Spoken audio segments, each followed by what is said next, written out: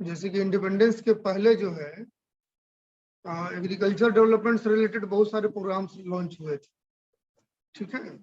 इसमें royal commission of agriculture बना था और उससे स्टार्टिंग होकर के बहुत सारे प्रोग्राम छोटे मोटे हुए थे प्री इंडिपेंडेंस।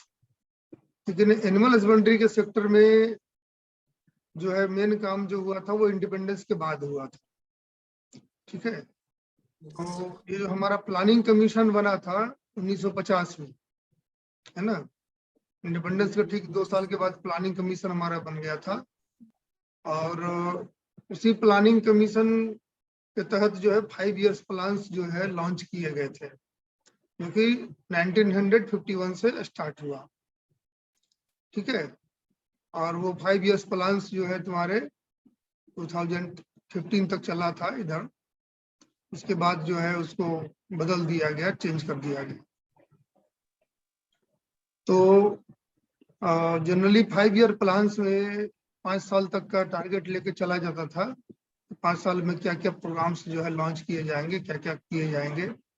उसी बीच में कभी कभी प्रोग्राम हॉलीडे भी हुआ, जैसे कि जब चाइना से वार हुआ था 1962 में, पाकिस्तान से वार हुआ था 1971 में, तो उस समय जो है 5 इयर्स प्लान्स को जो है रोक दिया गया था, ठीक है। तो उसको कहते हैं प्लान हॉलीडे। तो बीच बीच में प्लान हॉलीडे भी चला था।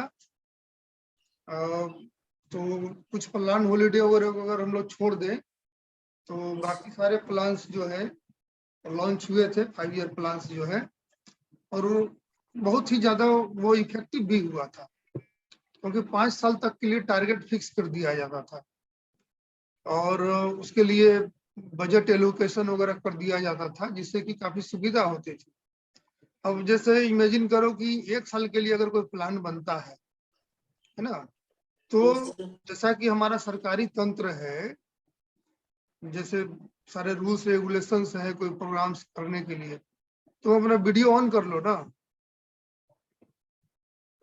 हाँ, तो जैसा हमारा सरकारी सिस्टम है, गवर्नमेंट का सिस्टम है, उसके हिसाब से 1 साल जो है बहुत कम समय होता है, ठीक है, प्रोग्राम बनाने में, लॉन्च करने में, इम्प्लीमेंट करने में, उसको ग्रास रूट लेवल तक पहुंचाने में, उसी में ज्यादा समय निकल जाता है, ठीक है। तो हमारे जो भी फार्मर्स हैं उनके तक जो है इसका बेनिफिट नहीं पहुंच पाता अगर एनुअल प्लान सिर्फ बनाए जाते तो। इसलिए ये 5 ईयर प्लान्स जो है काफी सक्सेस किए, क्योंकि 5 साल जो है एक अच्छा खासा ड्यूरेशन होता है, ठीक है, जिसमें कि प्रोग्राम्स को अच्छा से बना करके उसको लॉन्च किया जाता है, सफिशिएंट टाइम मिलता है फील्ड लेवल तक जाने के लिए, और फार्मर्स को भी सफिशिएंट टाइम मिलता है उसको अडॉप्ट करने के लिए, ठीक है, और उसका बेनिफिट जो है गेन करने के लिए पर्याप्त समय रहता है, और उसका फंडिंग एक बार हो जाता है, सबसे बड़ी बात ये है, ठीक है। तो 5 ईयर प्लान्स के द्वारा बहुत सारे प्रोग्राम्स को लॉन्च किए गए, जिसमें agriculture, animal husbandry, rural development, women empowerment, ठीक है, स्पेसिफिक एरिया के लिए अलग अलग प्रोग्राम्स, ये सारे चीज जो है लॉन्च किए गए थे, ठीक है। तो पहला 5 ईयर प्लान में जो है तुम्हारा की विलेज स्कीम, है ना, कम्युनिटी डेवलपमेंट प्रोजेक्ट, आईसीडीपी, ये सारे फर्स्ट 5 ईयर प्लान में लॉन्च किए गए थे। फिर गौसदन और गौशाला, ये दोनों स्कीम भी फर्स्ट 5 ईयर प्लान में, यानी 1951 से लेके 1955 तक, ठीक है। तो वो 5 साल में ये उसी पीरियड का ये सारा गौशाला, गौसदन, आईसीडीपी, ठीक है, की विलेज स्कीम, ये सारे लॉन्च किए गए थे। आईसीडीपी 64 में लॉन्च हुआ था, आईसीडीपी नहीं हुआ था, की विलेज स्कीम हुआ था 1952 में, ठीक है। तो अब हम लोग स्लाइड पे जा रहे हैं।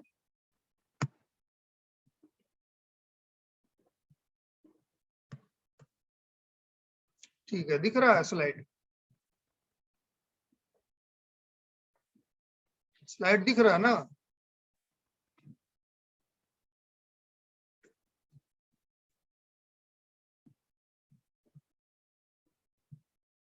चलो, देखो ये फर्स्ट 5 ईयर प्लान जो है तो 1950 लिखा हुआ है, 50 नहीं होगा, ये 51 होगा। ठीक है, 51 से 55 तक चला था। और इसमें तुम्हारा गौसदन और गौशाला स्कीम जो है लॉन्च किए गए थे, और की विलेज स्कीम लॉन्च किए गए थे। ठीक है,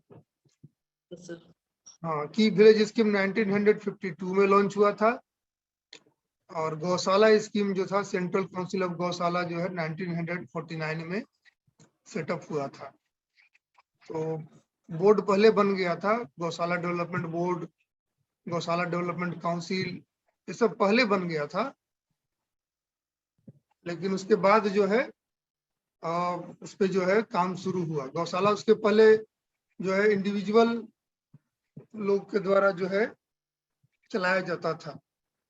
ठीक है, इंडिविजुअल लोग मीन्स जो वहाँ के प्रतिनिधि होते थे।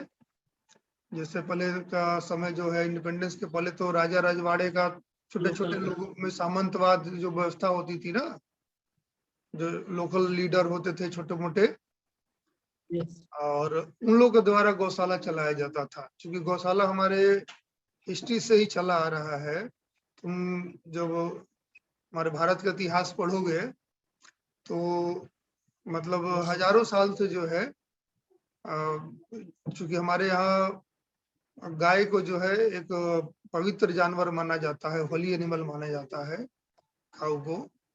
तो due to socio religious purpose the animals were reared. Cow, specially cow को जो है रखने के लिए एक जगह बनाया गया था जिसको गौशाला बोलते थे। ठीक है, तो गाय में क्या है कि भाई शुरू में बहुत प्रोडक्शन देता है। जब फर्स्ट काविंग है, सेकंड काविंग है, उसमें प्रोडक्शन काफी ज्यादा होता है। लेकिन after certain calving the production decreases gradually, है ना। 4 से 5 काविंग होने के बाद जो है एनिमल का प्रोडक्शन क्या होता है, कम होने लगता है। तो प्रोडक्शन तो कम होने लगता है, लेकिन उसका जो फीडिंग कॉस्ट या जो भी कॉस्ट आता है दूसरी चीजों पे, तो कॉस्ट तो उतना ही पड़ता है। ठीक है, so after certain calving the animal become uneconomical, है ना।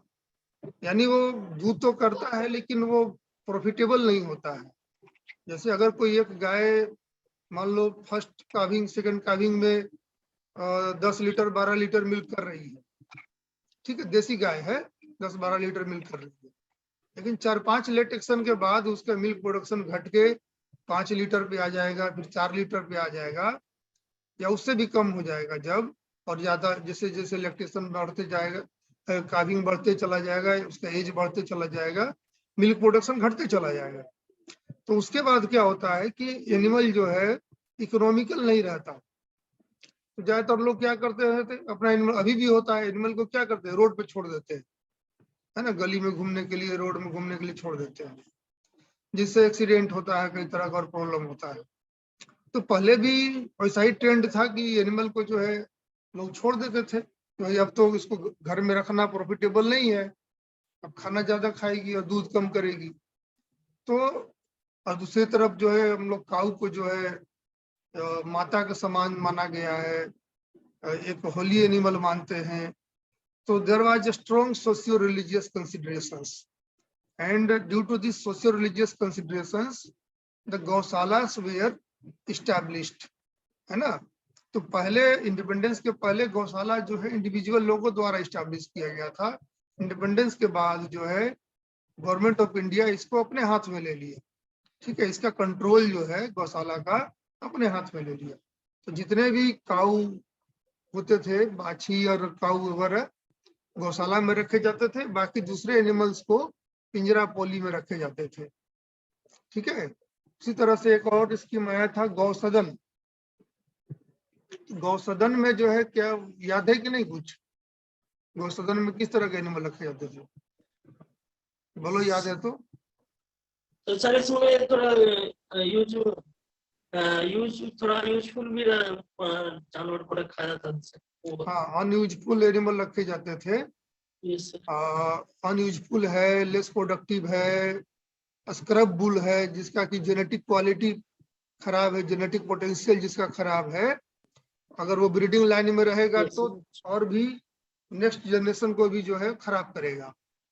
ठीक है, वैसे एनिमल को जो है गौसदन में रखे जाते थे। प्लस वैसे एनिमल जो कि कंटाजियस डिजीज जिसको हो गया है, yes, ठीक है, जैसे सपोज करो किसी को ट्यूबरकुलोसिस हो गया है, बोवाइन ट्यूबरकुलोसिस, yes, या किसी को कैंसर हो गया एनिमल को, ठीक है, तो ऐसे डिजीज हो गए, सफर कर रहे हैं एनिमल, जो कि जिसका ट्रीटमेंट इकोनॉमिकल नहीं है। पहले के समय में और दवा वगैरह, उस समय मेडिसिन काफी कम डेवलप था, है ना, 1950 के आसपास में।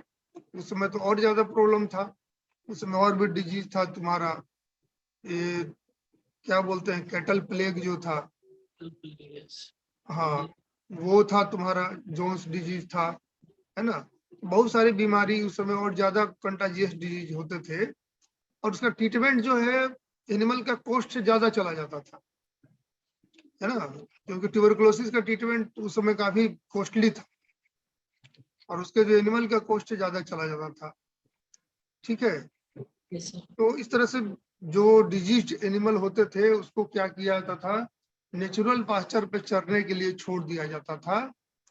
खुला एरिया जो कि गांव के जो है सुदूर गांव के इलाके में, उसके भी जो बैरन लैंड होता था, है ना, बैरन लैंड में समझते हो ना, जहाँ की प्रोडक्शन नहीं होता है, बंजर भूमि, है ना, यहाँ प्रोडक्शन नहीं होता, बंजर भूमि है, जहाँ छोटा मोटा घास जो है वो बहुत मुश्किल से उगता है, वैसे जगहों पे और ओपन स्पेस में जो है कैटल को या दूसरे एनिमल को छोड़ देते थे, Yes, नेचुरल डेथ तक के लिए जो है छोड़ देते थे। और बीच बीच में शेड बना दिया जाता था, ताकि बारिश हो चाहे बहुत ज्यादा गर्मी लगे तो एनिमल वहां पे शेल्टर ले सकता था। सेकेंड 5 ईयर प्लान में भी देखो एनिमल के लिए जो है पेडिग्री बुल रेयरिंग फार्म्स जो है इस्टेब्लिश किए गए थे। प्रेगनेंसी टेस्टिंग जो है, उस समय प्रेगनेंसी टेस्टिंग का एक ही टेक्निक था, अभी भी है, जो कि हम लोग पीडी करते हैं, प्रेगनेंसी डायग्नोसिस करते हैं पर रेक्टल, है ना। yes, sir. Third 5 year plan 1960 से 65, इसमें भी कुछ प्रोग्राम्स जो है लॉन्च किए गए थे एक्सोटिक ब्रीड के लिए। उस समय याद है ना तुमको, 1964-65 में आईसीडीपी जो है, Yes, sir. हाँ वो लॉन्च हुआ था तुम्हारा। फिर उसके बाद 67 में लॉन्च हुआ था ना हाई यील्डिंग प्रोग्राम। ठीक है, तो बहुत सारे प्रोग्राम्स जो है उस समय लॉन्च किए गए थे। तो थर्ड 5 ईयर प्लान में हमारा आईसीडीपी जो 1964-65 में, तो इंटेंसिव कैटल डेवलपमेंट प्रोजेक्ट के तहत जो है, जो एक्सोटिक ब्रीड्स को जो है लॉन्च किया गया था। उसके जर्म प्लाज्म को लॉन्च किया गया, उससे जो है हमारा इंडिजिनस कैटल का चूंकि प्रोडक्टिविटी काफी कम था उस समय, अभी भी कम है लेकिन उस समय और ज्यादा कम था। ठीक है, तो जो हमारे इंडिजिनस कैटल होते थे 1 लीटर 2 लीटर दूध करते थे, तो उनका मिल्क प्रोडक्शन बढ़ाने के लिए एक्सोटिक ब्रीड से जो है क्रॉस कराया गया। ये क्रॉस ब्रीडिंग प्रोग्राम जो है हमारा थर्ड 5 ईयर प्लान में ही स्टार्ट हुआ था। ठीक है, manufacture of any dairy machines and equipments in private sector within the country. The urban milk board and milk plants have been abandoned. कुछ अर्बन मिल्क प्लांट्स वगैरह भी जो है उसमें बनाए गए थे, और जो काम के नहीं थे उसको जो है नष्ट कर दिया गया था, छोड़ दिया गया था। फोर्थ 5 ईयर प्लान, इसमें सबसे इंपॉर्टेंट है तुम्हारा AICRP, all India coordinated research project. ठीक है, AICRP ऑन कैटल जो है ये लॉन्च हुआ था, ये तुम्हारा फोर्थ 5 ईयर प्लान में। For improvement of production potential of buffaloes and also operation flood project was introduced. ठीक है, ऑपरेशन फ्लड वन जो था वो तुम्हारा 1971 में लॉन्च हुआ था। ठीक है, तो all India coordinated research project जो है ये बहुत लंबा चला। ये स्टार्ट हुआ था तुम्हारा 4th 5 ईयर प्लान से ही, लेकिन ये काफी लंबा चला, ये लगभग 30 साल तक चला AICRP। ठीक है, ये तो 5 ईयर प्लान वाइज हो गया। अब हम लोग डिस्कस करते हैं,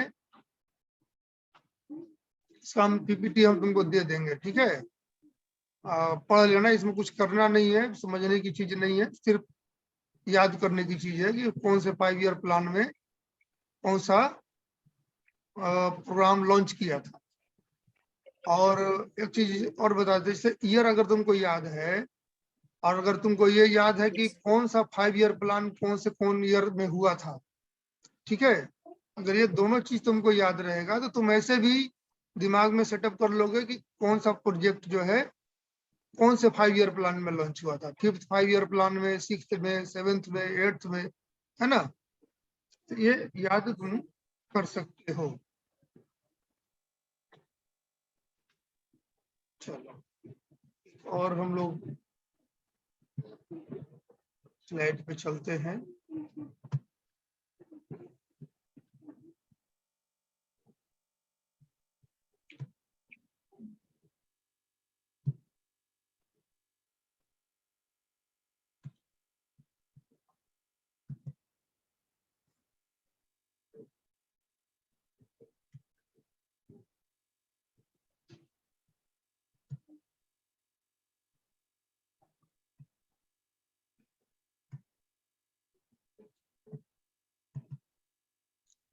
ठीक है, दिख रहा है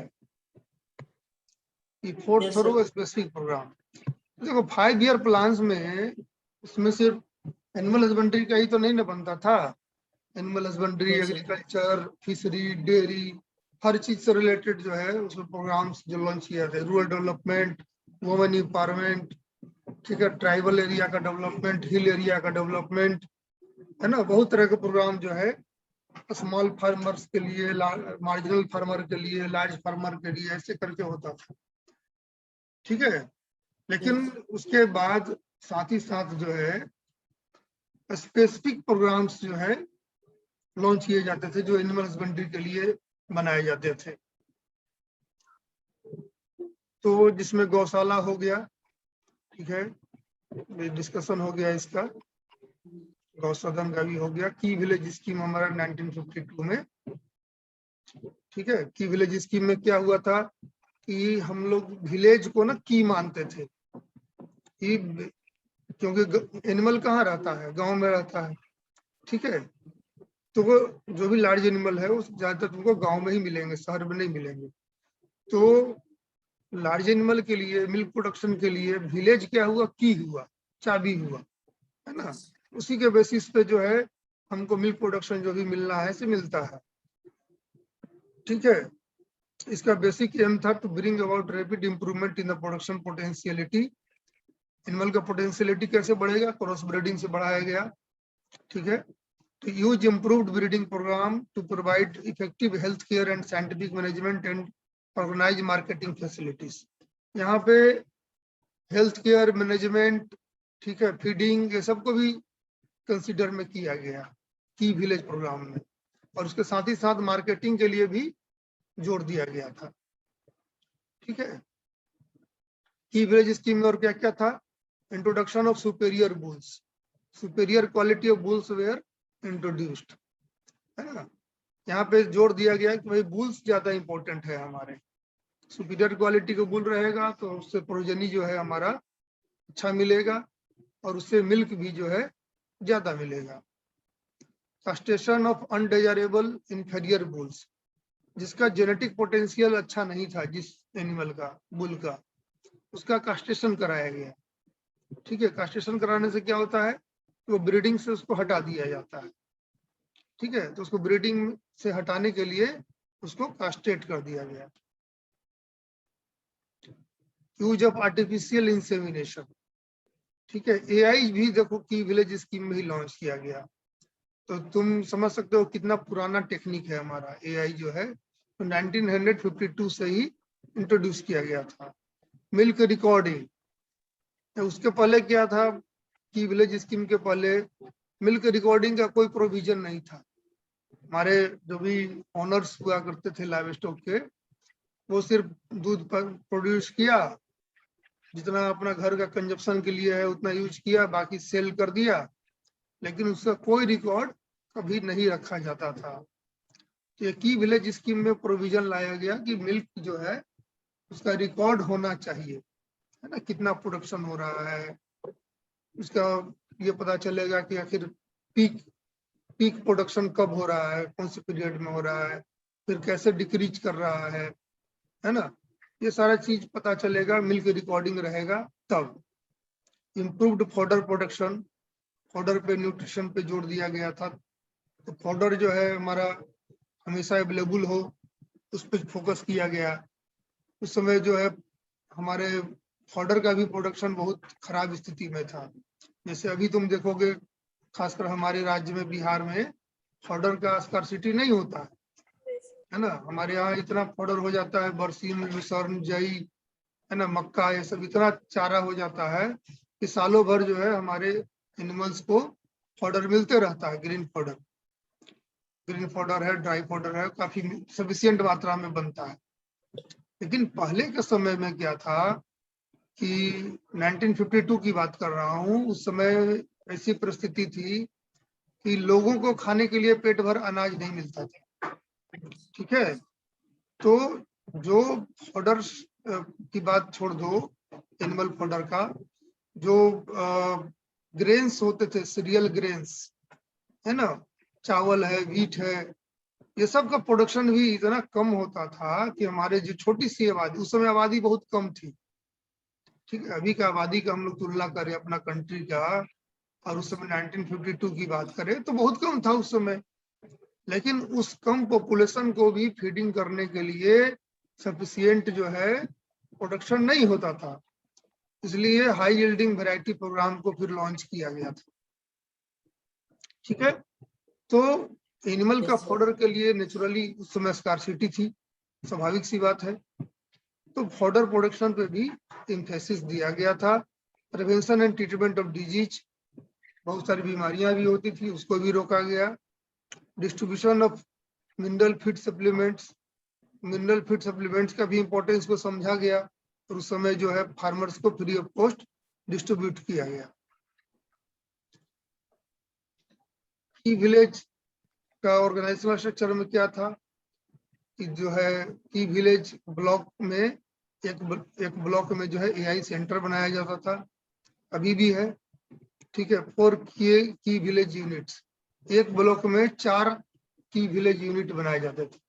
और देखो पहले का ब्लॉक जो है ना काफी बड़ा होता था, अभी जो ब्लॉक देखते हो वो कोई ज्यादा बड़ा नहीं होता है, लेकिन पहले का ब्लॉक जो है काफी बड़ा हुआ करते थे।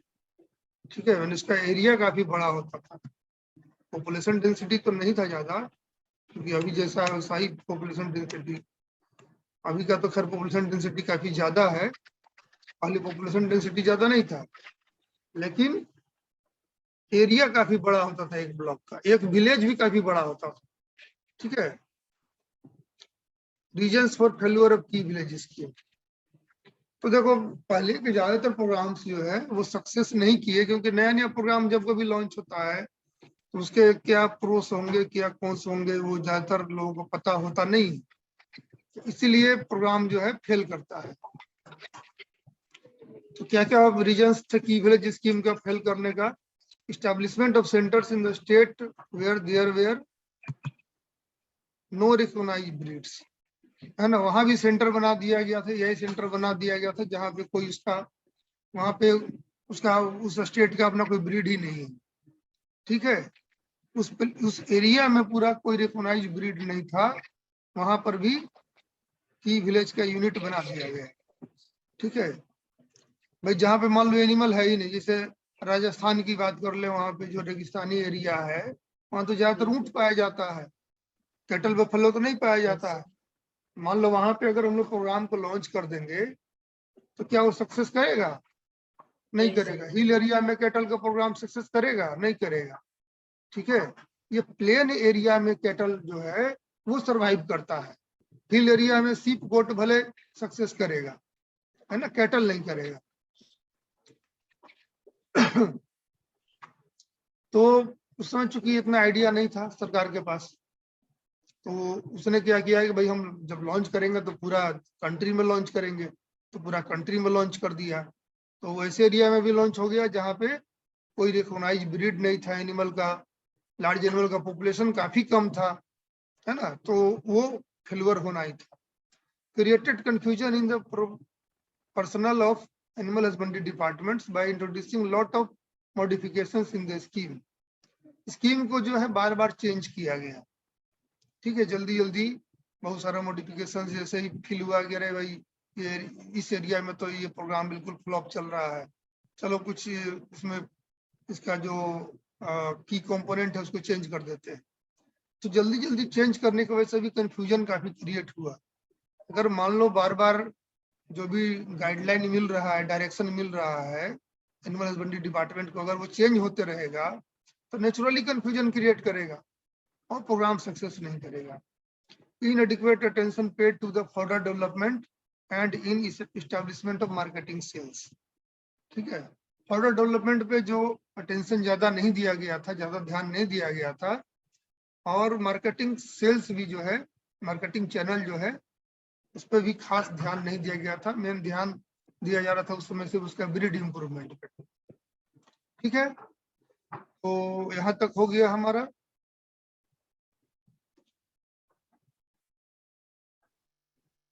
क्लियर है, डाउट तो नहीं है?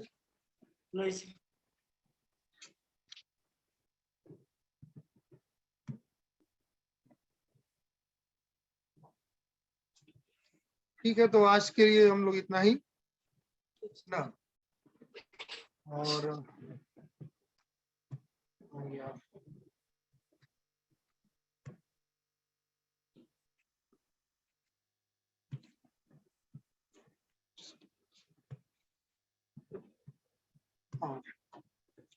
चलो तो ठीक है, तो आज के लेक्चर के लिए इतना ही रखते हैं, फिर हम लोग कल है क्लास ना,